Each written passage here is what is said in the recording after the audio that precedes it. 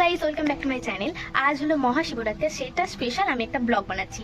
জানি না শেষ পর্যন্ত করতে পারবো কিনা, তাও চেষ্টা করছি। কিছু ভুল ত্রুটি হলে ক্ষমা করে দিও। আর আমি এখন আছি মামার বাড়িতে, একটু পরেই আমরা যাবো সবাই জল আনতে। একেবারে রেডি হয়ে তোমাদের সাথে আবার কথা বলছি। শাড়ি পরা আমার হয়ে গেছে, এবার হালকা ফুলকা একটু রেডি হব। আর জানো, কিছুদিন আগে পর্যন্ত আমি শাড়ি পরতে পারতাম না, কিন্তু এখন মোটামুটি আমি শিখে গেছি আর পেরেও গেছি। এটা আমি নিজে নিজেই পরেছি একা একা। আর এখানে আমি হালকাভাবে একটু মেকআপ করে নিলাম। ফুল রেডি হয়ে গেছি। কেমন লাগছে অবশ্যই কমেন্টে জানিও। আমার তো ভালোই লাগছে। চলো এবার আমরা জল আনতে যাবো।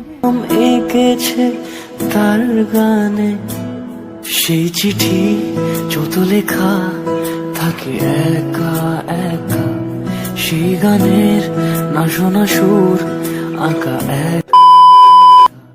মায়ের দিকে তাকাও।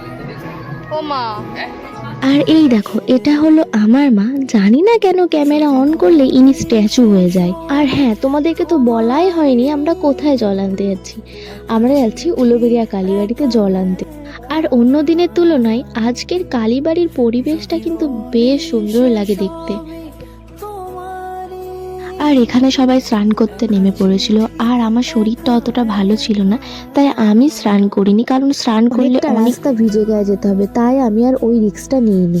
আর যেহেতু মামা মামি সবাই স্নান করতে গেছে, তাই একে নিয়ে আমিই খেলা করছি। এই পুচকিটা হলো আমার মামার মেয়ে। কি কিউট না!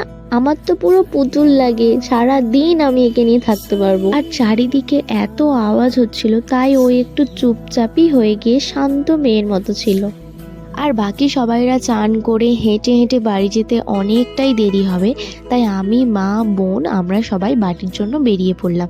এখান থেকে মামার বাড়ি যেতে মাত্র 10 মিনিট লাগে। আর যেহেতু আজ মন্দিরে প্রচুর ভিড় হবে, তাই আমি বাড়ি পৌঁছেই মন্দিরে চলে যাই জল ঢালার জন্য।